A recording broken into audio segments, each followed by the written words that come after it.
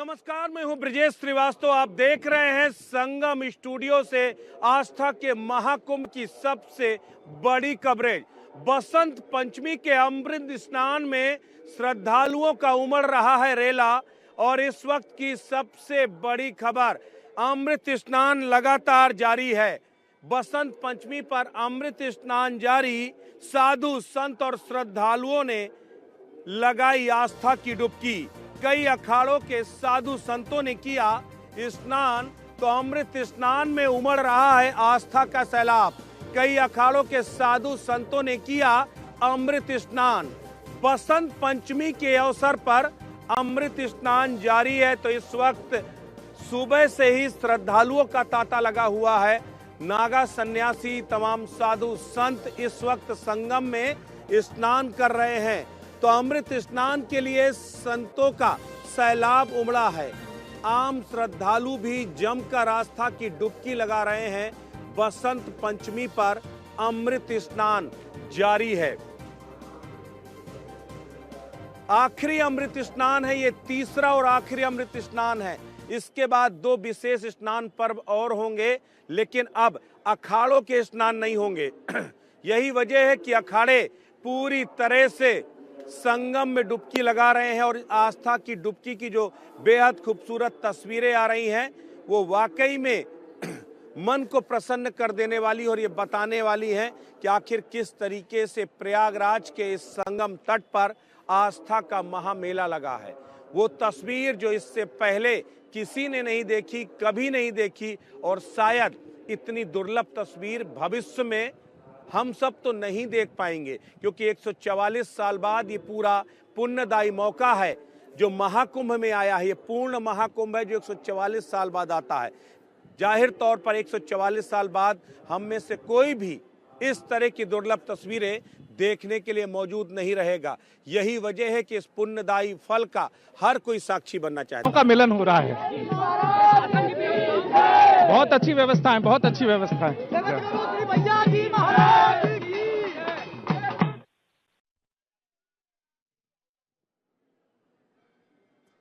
तो ये अलग अलग बयान आ रहे हैं, संतों की अलग अलग तस्वीरें आ रही हैं। टेलीविजन स्क्रीन पर आप देख सकते हैं कि किस तरीके से अखाड़ों का अमृत स्नान हो रहा है। अखाड़े संगम की तरफ बढ़ रहे हैं। एक अखाड़ा जा रहा है, दूसरा अखाड़ा आ रहा है, और ये क्रम शाम तक लगातार चलता रहेगा। आज 4 बजे ही महानिर्वाणी और अटल अखाड़े का पहला जत्था प्रस्थान कर गया था स्नान के लिए। उसके बाद निरंजनी और आनंद अखाड़ा ने स्नान किया, और उसके बाद जूना अखाड़ा, आह्वाहन अखाड़ा, अग्नि अखाड़ा और इसके साथ किन्नर अखाड़े ने स्नान किया है। और अब जो बैरागी अखाड़े हैं, बैरागी अखाड़ों का स्नान अब शुरू हो चुका है। तो ये जो तस्वीरें हैं, ये तस्वीरें देखिए, लगातार ये बेहद खूबसूरत तस्वीरें इस वक्त आ रही हैं कि किस तरीके से लाव लश्कर के साथ पूरे राजसी अंदाज में हाथी, घोड़े, रथ, इन पर सवार होकर के अमृत स्नान के लिए जा रहे हैं साधु संत।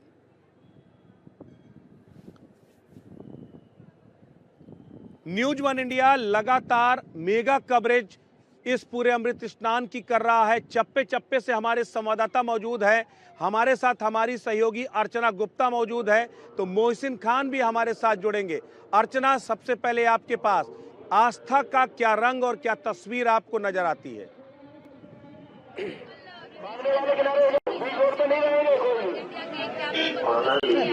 तस्वीरें जिसका इंतजार जो है भक्त करते हैं, साधु संत करते हैं, क्योंकि सबसे पहले न्यूज वन इंडिया ने दिखाया कि अखाड़ों की क्या है तैयारी, किस तरह से रात भर अखाड़े तैयारी करते हैं, और उसके बाद एक सुबह यानी कि 4 बजने में कुछ ही समय बाकी था, और 4 बजने में कुछ ही समय बाकी था, तभी अखाड़े प्रस्थान कर गए। और हमने वहाँ एक तस्वीर दिखाई कि किस तरह से बड़ी बात जी हमने आज के इस अमृत स्नान में ये चीजें देखी है जो काफी ज्यादा महत्वपूर्ण हो जाती है, और ये दिखाता है कि जो हमारे साधु संत हैं वो कितने समर्पित है, और जब इस तरह की व्यवस्थाएं होती है तो साधु संतों का किस तरह का सहयोग मिलता है। हमने आज के इस अमृत स्नान में देखा कि जब आपने 29 तारीख का देखा तब तो अमृत स्नान नहीं हो पाया था। 14 तारीख अमृत स्नान में बड़े ही गाँव लश्कर के साथ जो अखाड़े हैं उनके जितने भी साधु संत थे सभी उनके साथ गए थे। लेकिन आज हमने वो तस्वीर देखी कि साधु संत जो है वो उनकी जो जिनकी बग्गी थी, जिनका रथ था, जिनका ट्रैक्टर था, जो भी अपने अपने साधन से वो जा रहे थे, उनके रथ में घी में और जो ट्रैक्टर है उनमें आपने तस्वीर देखी होगी कि आम श्रद्धालु से बड़ी संख्या में थे, जो साफ तौर पर ये दिखा रहा था कि यही आस्था का केंद्र है और कहीं ना कहीं इसी आस्था के केंद्र से आकर्षित होकर तो श्रद्धालु इस महाकुंभ में आए। बड़ी बात आपने विजय देखी कि जैसा आप भी जिक्र करते हैं और तमाम ऐसा कहा भी जाते हैं, कभी भी एक अखाड़े दूसरे अखाड़े अपना शासन नहीं होता है, लेकिन आज हमने एक ऐसी तस्वीर देखी जो कहीं ना कहीं मुझे चलिए अर्चना मोहसिन के पास भी चलते हैं। मोहसिन, आप जरा वो तस्वीर दिखाइए, क्योंकि आज जिस तरीके की भीड़ मौनी अमावस्या में दिखाई दी थी उस तरह का सैलाब तो नहीं दिखाई दिया, लेकिन क्राउड मैनेजमेंट बेहतर था। इस वजह से क्राउड एक जगह पर और इकट्ठा नहीं दिखाई दी, क्योंकि आने और जाने वालों का अलग है। आप जिस जगह पर खड़े हैं, आप संगम की तरफ जाने वाली वो तस्वीरें हैं, आप जरा दिखाइए और लोगों से बात कीजिए कि आज की व्यवस्थाओं से वो कितने संतुष्ट हैं। जी, जैसा आपने कहा है कि जिस तरह से 29 जनवरी को मौनी अमावस्या पर अमृत स्नान हुआ था, उस तरह का सैलाब तो दिखाई नहीं दे रहा है, लेकिन क्राउड मैनेजमेंट को लेकर जो मुख्यमंत्री योगी आदित्यनाथ ने दिशा निर्देश दिए थे वो पूरी तरह से धरातल पर नजर आ रहे हैं। और क्राउड मैनेजमेंट इतना बेहतरीन किया गया है इस बार पिछली घटना से सबक लेते हुए कि कहीं भी श्रद्धालुओं की भीड़ इकट्ठा नहीं हो रही है। जहाँ तक व्यवस्थाओं की बात है वो आस्था के साथ मिलकर चलती है। आस्था और व्यवस्था का बेहतरीन संगम हुआ है। एक पूरा एक डेलीगेशन है जो अपने एक साथ चल रहे हैं। आप देखेंगे कि इन लोगों में जो है एक ही तरह की सब लोग ड्रेस पहने हुए हैं और ये एक दूसरे से ना बिछड़े, इसके लिए भी एक नया इंतजाम है। इस तरह का ये एक ध्वज लेकर अपने साथ चल रहे हैं ताकि पहचान होती है, अगर कोई बिछड़ जाए इस ध्वज को देखे तो वो साथ आ जाए। दूसरा मैं एक चीज दिखाना चाहूंगा कि इस तरह से ये रस्सी बांधे हुए हैं एक दूसरे में, इस तरह से रस्सी बांधकर एक दूसरे को कवर किए हुए हैं ताकि ये कहीं किसी तरह से बिछड़ने न पाए। कहाँ से आए आप लोग? बैंगलोर से आए हैं। ये बताइए आज का जो व्यवस्थाएं है, आज का जो मैनेजमेंट है वो कैसा लग रहा है? बहुत अच्छा है, बहुत अच्छा है। बच्चा पूरा कंट्रोल भी अच्छा है, पुलिस वालों को अच्छा है। उधर स्नान के लिए जा रहा है ना, उधर भी कंट्रोल अच्छा है। मोदी जी अच्छा कर दिया है सब। भारत माता की जय है, भारत माता की जय। व्यवस्थाएं ठीक है, मतलब जिस तरह से 29 तारीख को आपने सुना होगा एक घटना हो गई थी, आप लोग बैंगलोर से आए हैं, तो कोई डर वगैरह तो नहीं था कि भाई यार कभी ऐसा ना हो? इसके लिए डर वगैरह नहीं है, इसीलिए रस्सी लेके हम अभी के लिए तो उतना भीड़ भी नहीं है, तो ठीक है अभी के लिए अच्छा है। सही रहा, सब भी अच्छा ही अच्छा ही। क्या स्नान वगैरह हो गया? ठीक हो गया, क्या भी गलत नहीं हो गया, बहुत अच्छा ही। कंट्रोल है, फुल कंट्रोल है पुलिस का, अच्छा है। क्या कहेंगे इन व्यवस्थाओं को लेकर जो आप देख? बहुत खुश होता है। हाँ, पहले हम लोगों को बहुत डर लग रहा था, मगर इधर आने के बाद बहुत खुश हुआ हम लोग। तो मतलब अच्छा लगा महाकुंभ में आकर आपको? ये उत्तर प्रदेश में जो है योगी आदित्यनाथ की सरकार में जो हुआ, अच्छा कंट्रोल किया है सरकार। इधर एक योगी साहब बहुत अच्छा काम किया है।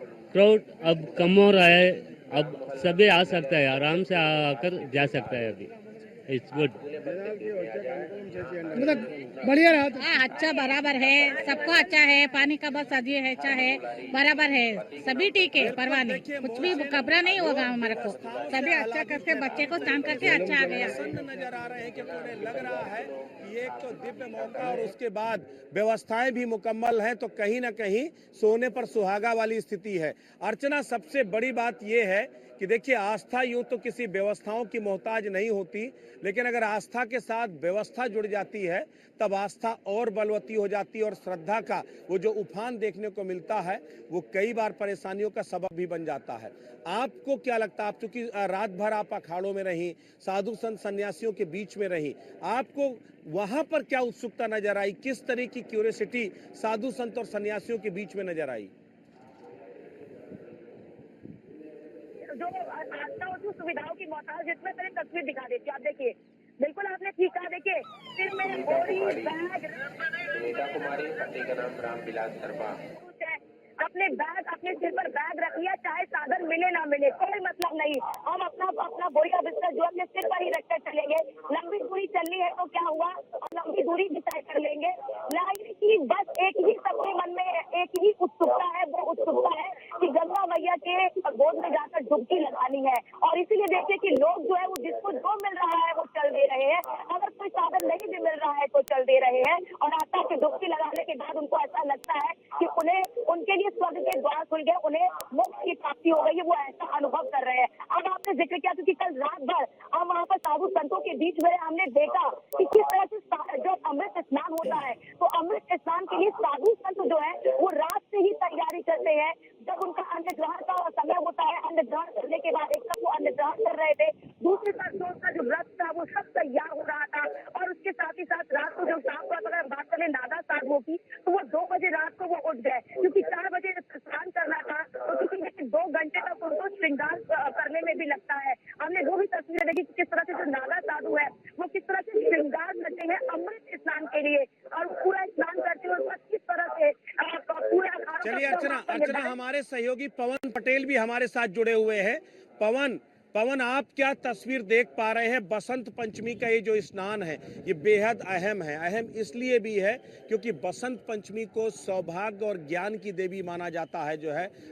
और सबसे बड़ी बात है, बसंत पंचमी में लोग गंगा का स्नान करके पीले वस्त्रों का दान करते हैं। इसके साथ ही जो है वो मतलब जिस मनोकामना के साथ आते हैं, कहते हैं बसंत पंचमी के स्नान से वो मनोकामनाएं पूर्ण होती हैं। श्रद्धालुओं में क्या कुछ आस्था आप देख रहे हैं और किस तरह का सैलाब आप अपने साथ देखते हैं? देखिए, आपने कहा कि किस तरीके प्रयागराज की तस्वीरें अपने आप में अलौकिक है, दिव्य है, क्योंकि वो तस्वीरें जब प्रयागराज में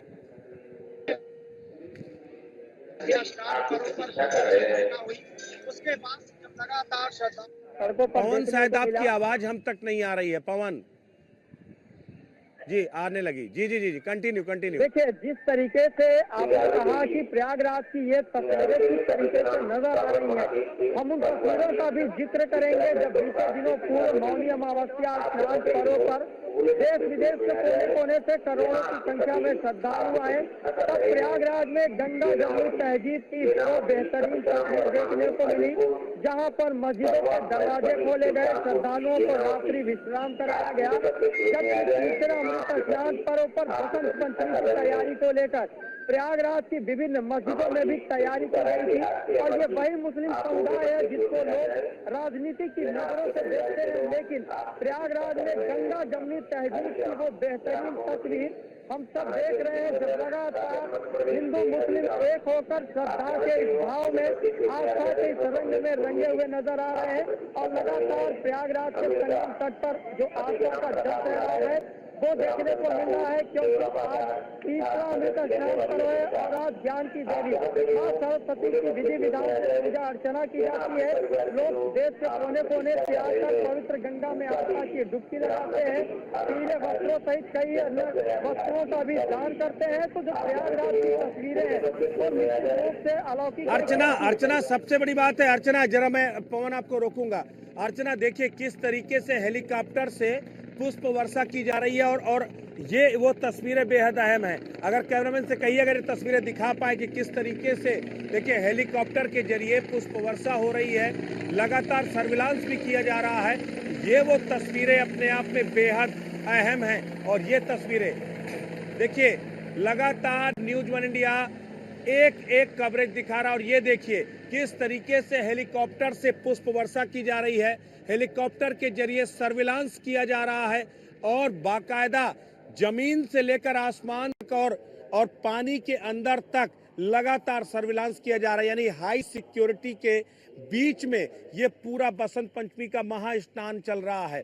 अर्चना, आप चूंकि अखाड़ों में भी थी, आप संगम घाट पर भी गई और इस वक्त संगम मार्ग में हैं। ओवरऑल आपको आस्था की क्या तस्वीर नजर आती है? इस बार के इंतजामात मौनी अमावस्या से कितने बेहतर नजर आते हैं, ये अपने आप में बताने वाली जरूरत है।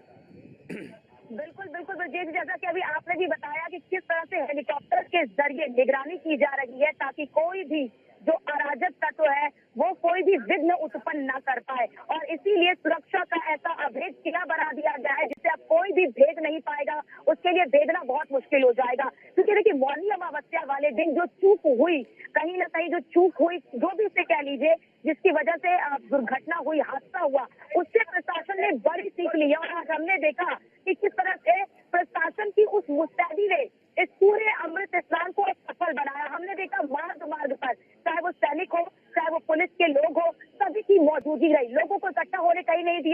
क्योंकि हमने देखा था 29 तारीख को ये गलती हुई थी कि लोग एकत्रित हो गए थे, जिसकी वजह से भीड़ का दबाव ज्यादा बढ़ गया था। आज हमने वो तस्वीर कहीं पर भी नहीं देखी जहाँ पर भीड़ का दबाव हो, कहीं पर भी भीड़ को एकत्रित होने ही नहीं दिया गया। और ये मैं मानती हूँ ऐसा ब्रजेश जी कि ये प्रशासन की बड़ी सफलता रही है भीड़ को कंट्रोल करने में, क्राउड मैनेजमेंट में। क्योंकि आज की अगर अनुमानों की बात कर ले, आज के आंकड़ों की बात कर ले, तो आज आंकड़ा यही है कि बसंत पंचमी के दिन लगभग 3 करोड़ लोग लोअर स्नान कर सकते हैं। सुबह का आंकड़ा भी हमने दर्शकों तक पहुंचा दिया था और आज पूरे दिन का जो आंकड़ा है वो यही रहने वाला है कि 3 करोड़ से अधिक श्रद्धालु आज भी बसंत पंचमी के दिन स्नान कर सकते हैं। हमने सबसे बड़ी चीज ये देखी ब्रजेश जी कि हम जितने की जगह बिल्कुल, देखिए मोहसिन से भी समझना चाहते हैं। मोहसिन, उस दिन सबसे पहले घटना स्थल पर पहुंचने वाले आप थे मौनी अमावस्या में।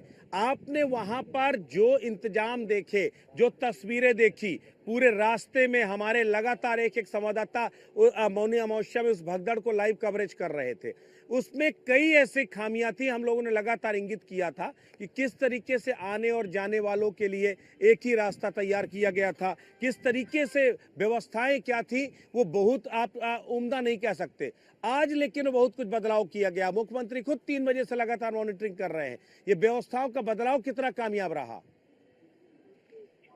देखिए, बिल्कुल जाहिर तौर पर ब्रजेश जी कह सकते हैं कि जो व्यवस्थाओं में बड़े बदलाव किए गए हैं पूरी तरह से कारगर साबित होते हुए नजर आ रहे हैं। क्योंकि ऐसा पहली बार देखा गया है कि किसी सूबे के मुख्यमंत्री इतने बड़े धार्मिक आयोजन को करते हैं और खुद सुबह 3 बजे चक्कर वो उसकी पूरी मॉनिटरिंग करते हैं। योगी आदित्यनाथ लगातार वॉर रूम से बने हुए हैं। क्योंकि मौनी अमावस्या को 29 जनवरी को जब यह हादसा हुआ था पोल नंबर 112 के पास त्रिवेणी संगम घाट पर, तो वहाँ पर काफी संख्या में लोग सोए हुए थे और उस वक्त में चूंकि एग्जिट पॉइंट एक ही था, यानी आने और जाने का रास्ता एक ही था, लिहाजा वहां पर एक भगदड़ मचती है और भगदड़ में जो है 30 लोगों की जान चली जाती है। उस घटना से सबक लेते हुए 2 बड़े परिवर्तन किए गए हैं। न केवल वहां पर बैरिकेडिंग की गई, बल्कि एक रात पहले यानी कि कल रात से ही जो है पुलिस प्रशासन पूरी तरह से एक्टिव मोड पर आ गया था।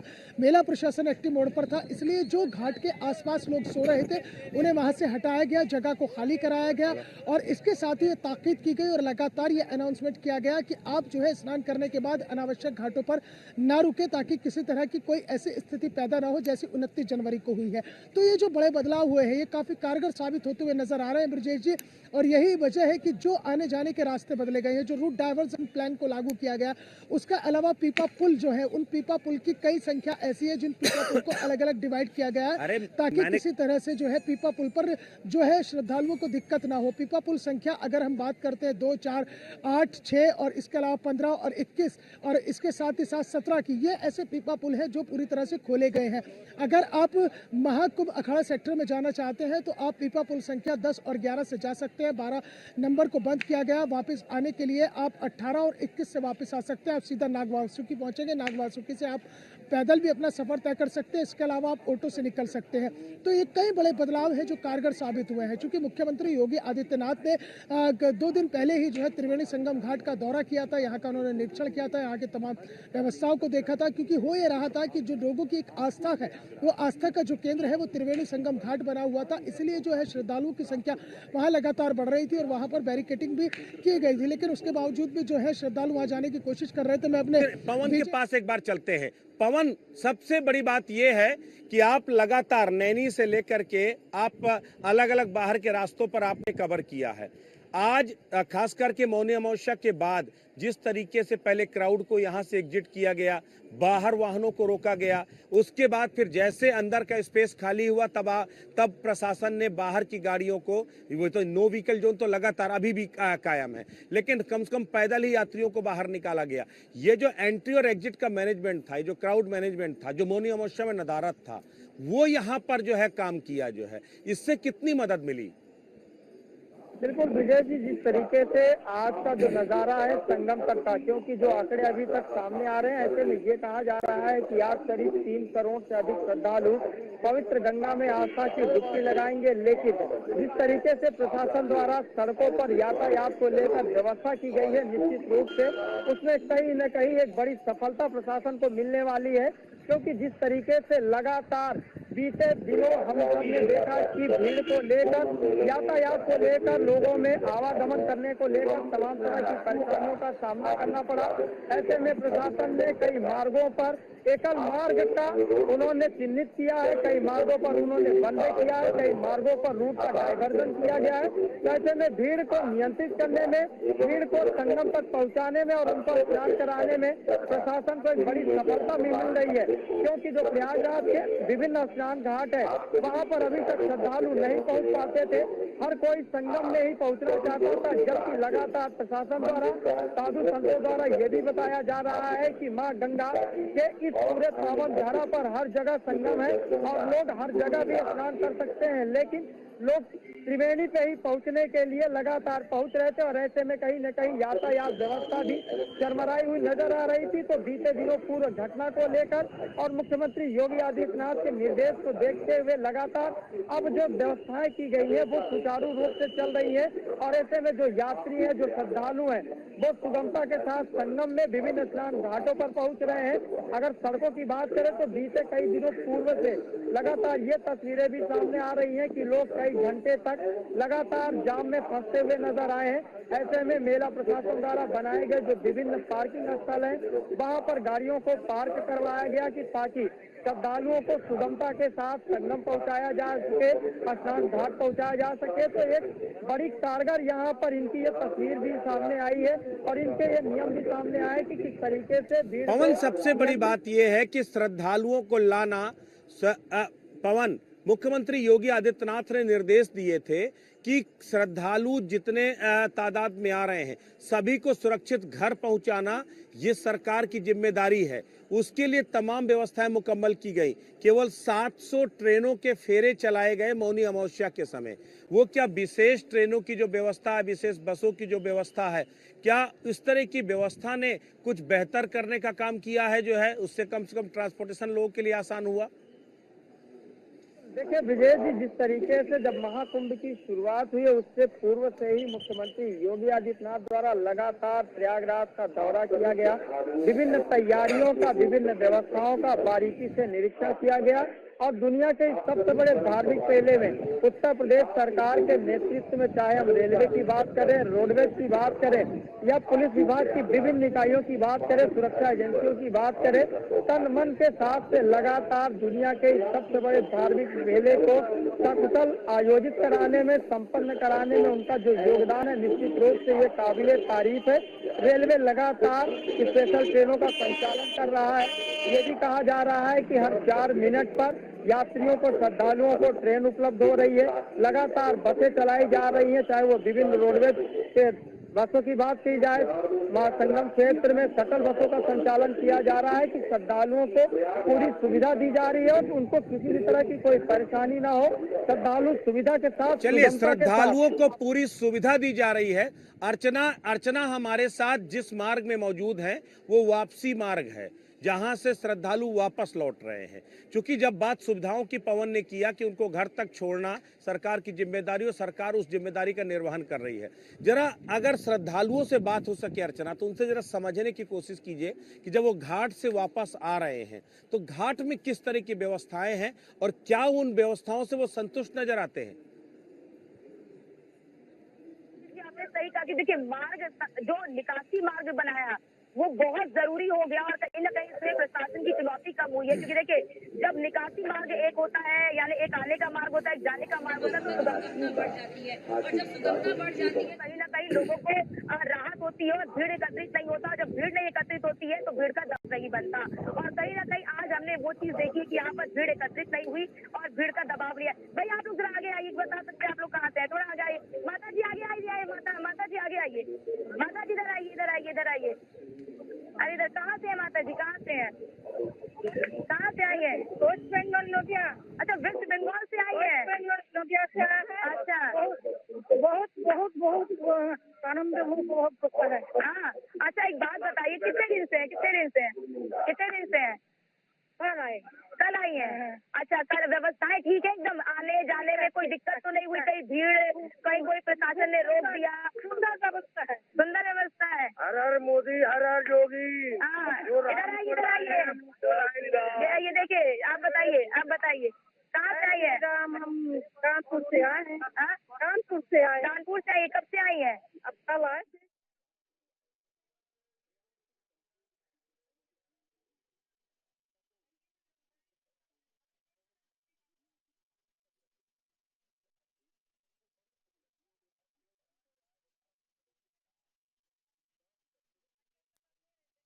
ये सीधी तस्वीरें हैं सीएम योगी आदित्यनाथ की, जो वॉर रूम में महाकुंभ की तैयारियों का जायजा ले रहे हैं। हमने पहले भी दिखाया था और बताया था कि किस तरीके से सुबह 3 बजे से ही मुख्यमंत्री योगी आदित्यनाथ लगातार वॉर रूम पर निगरानी कर रहे हैं। और हमारी सहयोगी अर्चना भी हमारे साथ जुड़ी हुई है।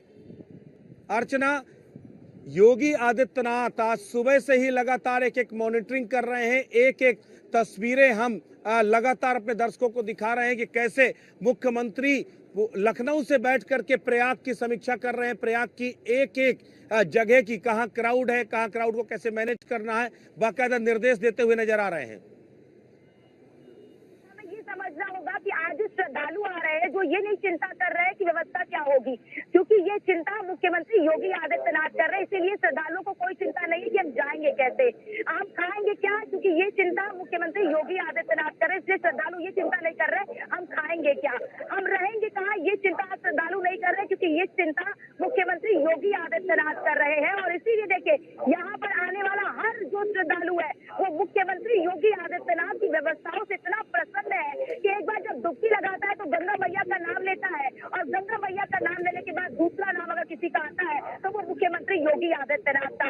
हमें विजय जी याद करना होगा, मौनी अमावस्या वाले दिन भी मुख्यमंत्री योगी आदित्यनाथ पूरी रात मॉनिटरिंग कर रहे थे, लगातार वो बैठकें कर रहे थे, लगातार व्यवस्थाओं को लेकर जायजा ले रहे थे।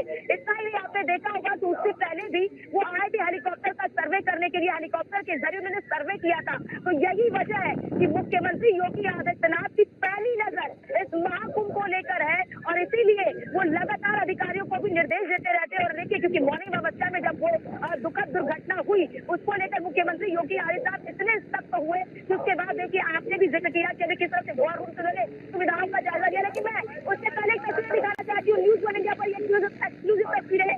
देखिए, हेलीकॉप्टर के जरिए कहीं ना कहीं एक निगरानी रखी जा रही है। ये एक सुरक्षा का अभेद किला है, ये सुरक्षा का एक अभेद किला बना दिया गया जिससे कोई भेद नहीं पाएगा। ये न्यूज़ 1 इंडिया पर एक्सक्लूसिव तस्वीरें सबसे पहले अपने दर्शकों तक हम पहुंचा रही है। देखिए, वायु मार्ग से भी किस तरह से निगरानी रखी जा रही है। हमारे साथ कुछ लोग भी मौजूद है। भैया, कहाँ से आए हो आप? हैदराबाद से। हैदराबाद से आए हो? हैदराबाद से आए हो। कैसी व्यवस्था है और क्या कहेंगे आप मुख्यमंत्री योगी आदित्यनाथ को लेकर? शब्द नहीं है मैडम, बोलने के लिए तारीफ के ज्यादा है। क्यों योगी आदित्यनाथ जी को हम बाबा के साइड से भी देखते हैं, महाराज के साइड से भी देखते हैं, और एक अच्छे सीएम के तरफ से भी देखते हैं। क्योंकि मोदी जी को हम जितना प्यार करते हैं सभी हिंदू भाई, उतना योगी आदित्यनाथ को भी उतना प्यार करते हैं। क्योंकि हमारी श्रद्धा जुड़ी हुई है सनातन धर्म से। सनातन धर्म को वो जिस तरीके से, सनातन धर्म से तो ठीक है, लेकिन व्यवस्थाओं से क्यों नहीं? व्यवस्थाओं से तो काफी मन प्रसन्न हो गया। लोगों को चौपट किया, सत्यचंद्र ने सब आने जाने का रास्ता बंद किया। जहाँ लाद करके हमने सामान ले लो आते हैं। अरे बाबा, आप तो देख लो ना, एक मार कर दिया है। मैडम जी, मैं बताता हूँ, बोल देते कुंभ के मेले में भाई खो जाते बोल के। मेरा भाई रामगंडम से आया, मैं भी यहाँ पे आया, तो हम लोग दोनों मिल गए। तो इस तरीके की व्यवस्था है, कुछ भी हमारे प्रॉब्लम नहीं हुआ। पानी नहाने के हद तक वगैरह कुछ भी प्रॉब्लम नहीं है। अभी तो अभी आगे ये सब नौजवान पीढ़ी है, इधर आइए, सब नौजवान पीढ़ी है। बहुत अच्छी व्यवस्था है यहाँ पे। हम जोधपुर से 3 लोग आए, महेंद्र भाई इधर आओ नहीं। आओ नहीं। हाँ बोलो, कहाँ से भैया? हम जोधपुर राजस्थान डिस्ट्रिक्ट, जोधपुर जिला से आए हम। बहुत अच्छी व्यवस्था है खाने पीने के लिए, और बहुत भीड़ भाड़ भी कम है। अच्छा, अब जब मन में आता होगा तो ये मन में विचार आता होगा ना कि खाने की क्या टेंशन, वहाँ तो मुख्यमंत्री योगी आदित्यनाथ व्यवस्था कर रखी होगी। बहुत अच्छी व्यवस्था, खाने की व्यवस्था थी। अच्छी व्यवस्था। हाँ, बताना भैया, कहाँ से हो? झारखंड से। झारखंड से। महाकुंभ स्नान के लिए आए हैं या फिर घूमने फिरने के लिए प्लान था? स्नान के लिए ही आए हैं हम लोग, झारखंड से। अच्छा, तब कब आए हैं? 31 को निकले थे, 1 को पहुँच गए थे। अच्छा, और ये इस स्नान के बाद वापस तो ग्रुप में आए थे अकेले? हम दोनों ही दोस्त। अच्छा, दोस्त अभी छोटे तो नहीं आप लोग? कहीं पे? हाँ, कोई दिक्कत नहीं। आप बताओ भैया, कहाँ से हो? हम गोदावरी, रामगुंडम मंडल, तेलंगाना स्टेट। तेलंगाना से हैं आप? अरे बताइए, साउथ से बताइए आप। क्योंकि देखिए, कई बार क्या होता है ना, उत्तर भारत और दक्षिण भारत में भाषा को लेकर बड़ी हम देखते हैं लेकिन मुझे लगता है कि आप लोग तो मुझसे भी बेहतर हिंदी बोल रहे हैं। हम आपके कल्चर में बड़े हुए, धर्म के कल्चर में बड़े हुए। तो तमाशा हुआ था अमोनिया मास्क, तो पब्लिक में क्या है, एक डर बैठ गया था कि इतनी पब्लिक में भीड़ भाड़ में कहाँ जाए, कैसे जाए। लेकिन हम लोग टिकट कंफर्म हो गया था, तो हम लोग ठीक है, अब चलना है तो चलना है बोल के आ गए। यहाँ की व्यवस्था ऐसी है, वन वे रूट कर दी है, भगदड़ नहीं है। जो रूट जैसा है ना, पूरा वैसे वापसी रूट अलग है और आने का रूट अलग है। गंगा नहाने के जहाँ तटकने कोई प्रॉब्लम नहीं है, धक्का मुक्की कुछ नहीं है, व्यवस्था बहुत बढ़िया है। चलना पड़ेगा, चलना पड़ेगा। लेकिन देख के मत आइए, व्हाट्सएप पे बता रहे 30 सेकंड का वीडियो देख के मत आइए कि यहाँ पे पब्लिक है वो है करके। मैडम जी भी यहाँ पे, हम भी यहाँ पे, बहुत ही अच्छी व्यवस्था है। मैडम जी के माध्यम से मैं कहना चाहता हूँ और न्यूज के माध्यम से कहना चाहता हूँ, आपके दिल में जय योगी आदित्यनाथ, जय। भैया नौजवानों, आप लोग इधर आना, कहाँ से हो? दिल्ली से इधर आना है। कहाँ से हो आप? मैं विजयपुर से, ग्वालियर के पास विजयपुर। ग्वालियर से हैं, मध्य प्रदेश से। तो बताइए आज कितने दिन से हैं? मैं कल रात को आया था यहाँ पे। कल रात को आए थे, स्नान हो गया? स्नान हो गया। कैसी व्यवस्थाएं रही? बहुत अच्छी व्यवस्था है। कितना नंबर देंगे योगी जी को इस व्यवस्था के लिए? 200 नंबर। अच्छा 200 नंबर देंगे। अच्छा, खाने पीने की, रहने की, ठहरने की कोई दिक्कत? कोई दिक्कत नहीं है। अच्छा, तो देखिए विजय जी, यहाँ पर लोग मौजूद हैं, उन्होंने साफ तौर पर कहा कि कोई दिक्कत नहीं है, इसलिए कोई दिक्कत नहीं है क्योंकि जाहिर मुख्यमंत्री तौर योगी पर आदित्यनाथ- अर्चना, सबसे बड़ी बात यही है कि हम बार बार कह रहे हैं कि जब आस्थाओं के साथ व्यवस्था जुड़ जाती है तब लोगों का आकर्षण और बढ़ जाता है। और अगर सूबे का मुखिया ऐसा हो जो यहाँ की केवल जो है 27 करोड़ की आबादी की चिंता नहीं कर रहा, बल्कि ओवरऑल आप सोचिए उत्तर प्रदेश की आबादी से ज्यादा, अकेले प्रयागराज में उससे ज्यादा लोग यहाँ पर आस्था की डुबकी लगा चुके हैं। अब तक ये आंकड़ा 33 करोड़ को पार कर चुका है और मुझे लगता है कि शायद जब तक ये महाकुंभ खत्म होगा तब तक 50 करोड़ का आंकड़ा पार कर जाएगा। तो आप सोचिए, एक शहर में, यानी एक प्रदेश के लेवल की व्यवस्था एक शहर में करना क्या किसी भी सरकार के बस की बात में है? लेकिन उसके बाद भी अगर लोग मुक्त कंठ से योगी आदित्यनाथ की तारीफ कर रहे हैं तो ये बात आप मान करके चलिए कि कुछ तो किया है उन्होंने, कुछ तो वो काम कर रहे हैं।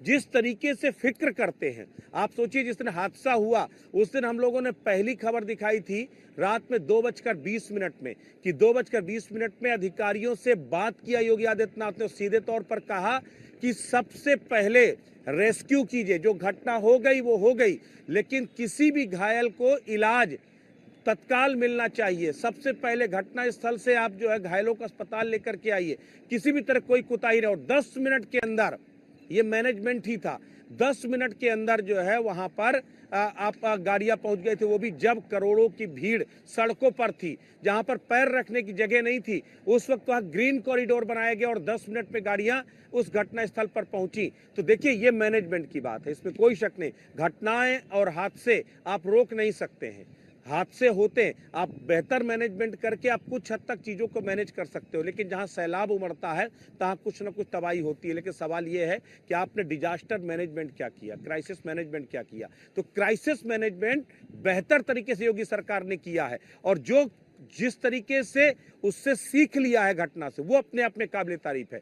मोहसिन, आप चूंकि लगातार पिछले 1 महीने से यहाँ पर महाकुंभ क्षेत्र में हैं, महाकुंभ क्षेत्र में बहुत सारे भी हम लोगों से सुन रहे थे, लोगों को लगेगा कि यार ये लोग बुराई कर रहे हैं या फिर ये लोग किसी तरीके से जो है आक्रोशित हैं। जाहिर सी बात है, बहुत सारे लोगों को कष्ट होता है, कोई बुजुर्ग है, कोई बेचारे बीमार हैं, कोई किसी तरीके से हैं, उनको 10 किलोमीटर 15 किलोमीटर पैदल चलना पड़ता है। जाहिर सी बात है, ये दिक्कत की बात है। लेकिन दूसरा पहलू ये है कि जहां करोड़ों की भीड़ है वहां वाहनों को कैसे संचालित किया जा सकता है, वहां पर लोगों को कैसे जो है संगम क्षेत्र तक जाने की इजाजत दी जा सकती है। तो जाहिर तौर पर डाइवर्जेंस होंगे, कुछ बैरिकेटिंग होगी।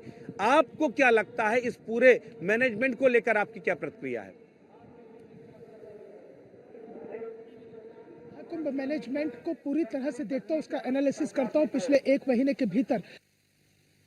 जो है वो अव्वल दर्जे का है। मुख्यमंत्री योगी आदित्यनाथ ने महाकुंभ की शुरुआत होने से पहले ही यानी कि 13 जनवरी को पौष पूर्णिमा के साथ महाकुंभ 2025 की शुरुआत हुई थी। उससे पहले मुख्यमंत्री योगी आदित्यनाथ ने ताबड़तोड़ जो है प्रयागराज के दौरे किए थे और एक एक व्यवस्था को उन्होंने खुद से परखा था, उसकी समीक्षा की थी। आपने बिल्कुल सही कहा है कि जहां करोड़ों की संख्या में श्रद्धालु पहुंच रहे हैं वहां पर वाहनों का आवागमन करना मुश्किल ही नहीं बल्कि नामुमकिन हो जाता है। तो ऐसे में जो मेला परिसर है उसके अंदर तो वाहन नहीं आ सकता, क्योंकि अगर वाहनों को अनुमति दी जाती तो फिर जो है व्यवस्था पूरी तरह से चरमरा जाती। लेकिन अगर मैं बात करता हूं कि जिस तरह से ये पूरा संगम मार्ग है और जो ये लेटे हुए हनुमान जी मंदिर की तरफ से आने वाला रास्ता है, जहां से रामबाग रेलवे स्टेशन 4 किलोमीटर की दूरी पर है, प्रयागराज स्टेशन जो है वो 1 किलोमीटर की दूरी पर है, और इसी तरह से जो दूरियां हैं यहाँ से अगर आप अंदर प्रवेश करते हैं तो मुझे लगता है कि तकरीबन 4 से 5 किलोमीटर की वो दूरी है जिससे जो है श्रद्धालु अंदर प्रवेश कर जाएंगे। तो मैनेजमेंट के नजरिए से जो बैरिकेडिंग की गई है, जो रूट डाइवर्सन प्लान को लागू किया गया, इसके अलावा जो वन वे किए गए हैं वो केवल किसी और की सुविधा के लिए नहीं है, वो केवल श्रद्धालुओं की सुविधा के लिए किए गए हैं ताकि श्रद्धालुओं को किसी तरह की कोई दिक्कत ना हो, वो आसानी से जो है अपने स्नान कर सके, आसानी से घाटों तक पहुंच सके और किसी भी तरह से अगर कहीं कमी बेशी होती है तो उस कमी बेशी को दूर कर लिया जाए। और इसके साथ ही साथ देखिए रास्ता पहले बहुत छोटा था। 29 जनवरी को देखा गया था कि जो सड़क के किनारे ये जो अभी आप देखेंगे जो ठेला पटरी वाले दुकानदार हैं, अब तो इन्होंने सड़क से बहुत दूर कर लिया क्योंकि पुलिस प्रशासन के लोगों ने अभी थोड़ी देर पहले यहाँ पर अनाउंसमेंट करके इन लोगों को पीछे किया। पहले ये लोग थे 29 जनवरी को थे, ये सड़क के आधे रास्तों पर थे, तो उससे क्या हुआ कि रास्ता छोटा हो गया था और जिसके चलते जो श्रद्धालुओं को चलने में दिक्कत होने लगी थी। तो लिहाजा इनकी रोजी रोटी भी चलती रहे और श्रद्धालु भी आसानी से चलते रहे। ये बड़ा कॉम्बिनेशन बिठाया है क्योंकि देखिए रोजगार का जरिया जो है छोटे दुकानदारों के लिए भी यहाँ पर बन रहा है। तो ऐसे में जो है इन दुकानदारों को साइड किया गया, रास्ता पूरा चौड़ा किया गया है और जिस तरह से एक रास्ते से श्रद्धालु अंदर प्रवेश करेंगे तो दूसरे रास्ते से वो स्नान के लिए जा सकते हैं। तो मैनेजमेंट के नजरिए से अगर हम देखते हैं इस महाकुंभ 2025 को तो अव्वल दर्जे का बता रहे हैं, इन व्यवस्थाओं को लेकर के मुख्यमंत्री खुद मॉनिटर कर रहे हैं। हम लोग टेलीविजन पर लगातार वो तस्वीरें दिखा रहे हैं कि कैसे एक वॉर रूम बनाया गया है, जो सीएम हाउस में वॉर रूम बनाया गया, उस वॉर रूम में मुख्यमंत्री खुद बैठे हुए हैं। बाकायदा सारे प्रयागराज के चूंकि सारे सीसीटीवी उसमें वहां पर सीसीटीवी के जरिए एक एक क्षेत्र की वो खुद अधिकारियों को कह रहे हैं जरा उस क्षेत्र की तस्वीरें दिखाइए, जरा उस क्षेत्र की तस्वीरें दिखाइए। वो ये समझना चाह रहे हैं कि आखिर किस तरीके से मैनेजमेंट है। जो एरियल रूट है, लगातार जो हेलीकॉप्टर सर्विलांस कर रहे हैं, बाकायदा उनमें कैमरे लगाए गए हैं, उन कैमरों की फुटेज भी वो लगातार खंगाल रहे हैं ताकि ये देख रहे हैं कि कहीं ओवर क्राउडेड तो नहीं है, उसको किस तरीके से मर्ज किया जाए। तो आप सोचिए एक मुख्यमंत्री इतनी बड़ी व्यवस्था को खुद लीड कर रहा है, खुद जो है संचालित कर रहा है और खुद अधिकारियों को इंस्ट्रक्शंस दे रहा है। क्योंकि एक बात समझ लीजिए कि भले ही कुछ भी कहा जाए, लेकिन पिछली बार मौनी अमावस्या में ये जो स्थानीय अधिकारी थे, स्थानीय अधिकारियों की चूक जरूर रही है। उसमें वो व्यवस्थाओं को प्रॉपर तरीके से मैनेज करने में, भीड़ को इवैक्यूएट करने में नाकामयाब रहे और उसके पीछे ये घटना हुई। अब लखनऊ के जो बड़े अधिकारी हैं उन्होंने इसका पूरा बीड़ा उठाया है, उन्होंने इस पर जो है पूरा जो है एक तरह से अपने ऊपर मैनेजमेंट लिया है। मुख्यमंत्री खुद मॉनिटर कर रहे हैं, जिसका असर साफ तौर पर दिखाई दे रहा है। सेनापति और असल सेनापति वही होता है कि जो अपनी सेना का कुशल तरीके से नेतृत्व कर सके और वो कुशल नेतृत्व करने की क्षमता उत्तर प्रदेश में है। मुख्यमंत्री योगी आदित्यनाथ बखूबी जानते हैं कि उन्हें किस अधिकारी से कौन सा काम लेना और कौन सा अधिकारी किस काम को सफलतापूर्वक कर सकता है। यही वजह रही कि 29 जनवरी के हादसे के बाद प्रयागराज में उन अनुभवी 2 अधिकारियों के IAS अधिकारियों की जोड़ी को उतारा गया जिन्होंने 2019 में अर्धकुंभ कराया था, आशीष गोयल और भानुचंद्र गोस्वामी। 2019 में आशीष गोयल यहाँ पर मंडलायुक्त थे और भानुचंद्र गोस्वामी यहाँ पर DM थे। तो दोनों की जोड़ी को एक बार फिर से उतारा गया। उनके अनुभव का फायदा भी मेला प्रशासन द्वारा लिया जा रहा है और खुद मुख्यमंत्री योगी आदित्यनाथ पल पल की न केवल अपडेट ले रहे हैं बल्कि एक एक सीसीटीवी और ड्रोन से ली गई तस्वीरों से भी वो ओवर क्राउडेड अगर कहीं जगह दिखाई दे रही है तो वहां वो सीधा मेला प्रशासन और मेला प्राधिकरण के अधिकारियों से सीधा संवाद कर रहे हैं। वो सीधा, कोई बीच का कोई रास्ता नहीं, कोई बीच में कोई अधिकारी नहीं, सीधा मुख्यमंत्री सीधा मेला विकास प्राधिकरण के अधिकारियों से बात कर रहे हैं और दिशा निर्देशित कर रहे हैं कि जहां ओवर क्राउडेड है वहां पर आप उस व्यवस्था को ठीक कराइए। और जिस तरह से ये एरियल सर्वेक्षण लगातार चल रहा है, हेलीकॉप्टर से पुष्पवर्षा भी की जा रही है, हेलीकॉप्टर से दो काम हो रहे हैं, श्रद्धालुओं के ऊपर और साधु संतों के ऊपर पुष्प वर्षा भी हो रही है। इसके साथ ही साथ वायु मार्ग से पूरी निगरानी भी की जा रही है। इसका जो कंट्रोल रूम लखनऊ में बनाया गया है, हवाई मार्ग के जरिए जो तस्वीरें पहुंच रही है, उससे भी भीड़ का अंदाजा लगाया जा रहा है कि महाकुंभ के किस सेक्टर में कितनी भीड़ है, किस स्नान घाट पर कितनी भीड़ है। उन व्यवस्थाओं के नजरिए से जो है हर एंगल पर पूरी तरह से मुख्यमंत्री योगी आदित्यनाथ नजर बनाए हुए हैं। इसके अलावा जो लखनऊ में आला अधिकारी बैठे हुए हैं, डीजीपी प्रशांत कुमार, मुख्य सचिव मनोज कुमार सिंह और इसके अलावा प्रमुख सचिव संजय प्रसाद, ये तमाम लोग जो हैं, तमाम जो आला अधिकारियों की एक पूरी फौज है, वो पूरी मुख्यमंत्री योगी आदित्यनाथ के साथ वॉर रूम में मौजूद है। एक एक चीज की अपडेट ली जा रही है और यही फौज इस वक्त मोर्चे पर है और योगी आदित्यनाथ की ब्रिगेड ने आज उस काम को अंजाम दिया है जिसकी उम्मीद उनसे की जा रही थी। इस पूरे कुंभ को 13 जनवरी से ये महाकुंभ, ये 144 साल बाद लगने वाला ये पावन महाकुंभ का शुरुआत हुई और उसके बाद से लगातार आस्था का सैलाब उमड़ रहा है। एक घटना को, अगर एक हादसे को अगर हटा दिया जाए तो पूरा कुंभ अपनी अद्वितीय जो सुविधाओं के लिए, अपने जो व्यवस्थाओं के लिए जाना जाएगा और अपनी आभा के लिए तो जाना ही जाएगा। अर्चना, सबसे बड़ी बात यह है कि इस कुंभ में आज बसंत पंचमी का बेहद पावन स्नान है। संतों के अखाड़े लगातार स्नान कर रहे हैं। अखाड़े एक के बाद एक अखाड़े का जो स्नान जो चल रहा है वो अपने आप में काबिल तारीफ है। शाम तक अखाड़ों के स्नान होंगे। तमाम साधु संत सन्यासियों से आप लोगों ने बात किया, उनको किस बात से वो मुरीद है, किस बात को लेकर। देखिए, इससे पहले भी महाकुंभ होता रहा, साधु संत अपने अमृत स्नान करते रहे, लेकिन इस बार संत बेहद खुश नजर आ रहे हैं। उसके पीछे की बड़ी वजह क्या है? साधु संतों से भी बात की थी। इवन हमने जब अखाड़ा परिषद के जो अध्यक्ष है रविंद्र पुरी जी से हमने जब बात की थी इस व्यवस्थाओं को लेकर कि इस बार का महाकुंभ किस मायनों में खास रहा है, तो उन्होंने साफ तौर पर यही कहा कि व्यवस्थाएं उत्तम स्तर की और यहाँ पर साधु संतों को तवज्जो दिया गया। जो वीआईपी कल्चर, उस वीआईपी कल्चर को यहाँ पर खत्म किया। हालांकि आपने भी देखा होगा कि जो विपक्ष है वो कहीं ना कहीं आरोप लगाते हैं कि इसे वीआईपी परिषद के अध्यक्ष ने बात की थी। उन्होंने कहा उत्तम प्रबंध ने काफी कुछ किया है। अखाड़ों को, साधु के लिए जो व्यवस्थाएं की गई हैं, मुख्यमंत्री किया, क्योंकि मुख्यमंत्री योगी आदित्यनाथ खुद भी महंत है, तो वो महंतों की महत्व को समझते हैं, उनकी भूमिका को समझते हैं, भूमिका है। महंतों से बात की, साधु संतों से बात की, उन्हें विश्वास में लिया। ये बड़ी बात जो है उन्हें पसंद आई और साफ तौर पर अखाड़ा के जो परिषद के अध्यक्ष है रविंद्र पुरी जी महाराज ने हमसे कहा कि यही चीज हमें सबसे ज्यादा आकर्षित की इस महाकुंभ में। और साफ तौर पर कहा कि इतनी बड़ी संख्या में आज तक किसी भी कुंभ में 1954 से कुंभ की शुरुआत हुई है, 1954 से लेकर आज तक बड़ी संख्या में काफी श्रद्धालु है। पहली बार ऐसा हो रहा है कि इतनी बड़ी संख्या में श्रद्धालु यहाँ और इतनी बड़ी संख्या जा रहा है। और उन्होंने साफ तौर पर कहा कि यहाँ पर आने वाला प्रत्येक जो श्रद्धालु है वो खुशी के साथ आ रहा है, खुशी के साथ जा रहा है और इसे देखकर ही साधु संत काफी हर्षोल्लासित है। सबसे बड़ी बात यह है अर्चना, सबसे बड़ी बात यह है कि आजाद भारत में 19 कुंभ का आयोजन है वो सहस्त्राब्दियों से होता रहा है। हमेशा से वहाँ पर कुंभ का आयोजन हिंदुस्तान में होता रहा है। और सबसे बड़ी बात ये है, ये एक खास बात भी है कि देखिए ये कोई पहली बार नहीं है। अगर कुंभ में भगदड़ होना, कुंभ में जो है लोगों की जान जाना, ये कोई पहली बार नहीं हुआ है। इससे 1954 पहली बार नहीं हुआ है। इससे 1954 जिसका जिक्र आपने किया, विपक्ष सवाल उठाता है, लेकिन हकीकत यह है कि कहते हैं अपनी गिरवा पर झांक करके देखिए। जो कांग्रेस, जो राहुल गांधी ट्वीट करके सवाल उठा रहे थे कि ये बीबीआईपी की वजह से जो है ये पूरी घटना हुई है और बीबीआईपी का अगर जो है आप लोगों का टेंशन बीबीआईपी को मतलब मैनेज करना ना होता तो शायद ये हादसा ना होता। कांग्रेस को शायद याद ना हो क्योंकि स्मृतियां बहुत कमजोर होती हैं।